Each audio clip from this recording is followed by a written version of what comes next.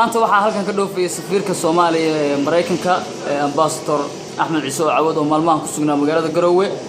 kulamana la qaatay ismada iyo siyaasiyiinta iyo mas'uuliyiin ka tirsan dawladda iyo ardayda jaamacadaha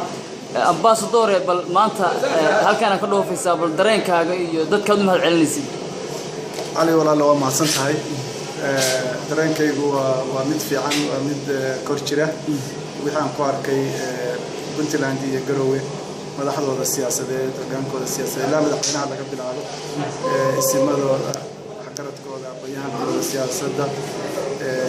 kuwa dhaqan dadka jaamacadaha dadweynaha Puntland aad baan ugu farxay niyad wanaagooda isku duubnidooda jacaylkooda Soomaalinimo iyo horumarka ay la jecel yihiin dadkooda xag nabadeed xag siyaasadeed iyo xag isku xirnaan bulsho iyo kala dambeynta nidaamka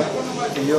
horumarka ay dadkooda jecel yihiin iyo sida ay dawladooda iyo maamulka loo shaqeeyaan ambassador safarkaagan Garowe gaar ahaan Puntland oo kale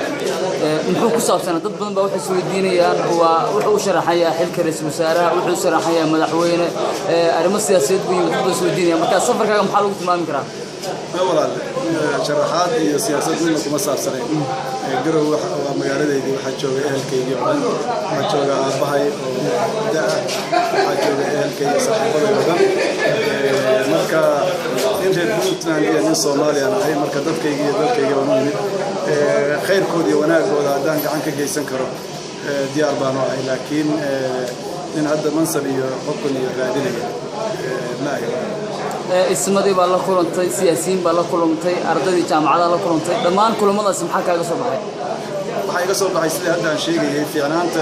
dadka reer Puntland fiicnaantooda isku duubnidooda jacaylkooda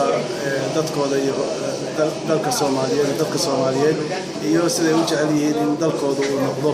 mid ku soo noqda sharaftii uu lahaan jiray sidaasaan kulligood ka gartay horumarka ka socda jaamacadaha فكرك ومريو مساجد قروح ذلك كم وقتنا أدنى نقفها وإنت أصلا نقول سيدي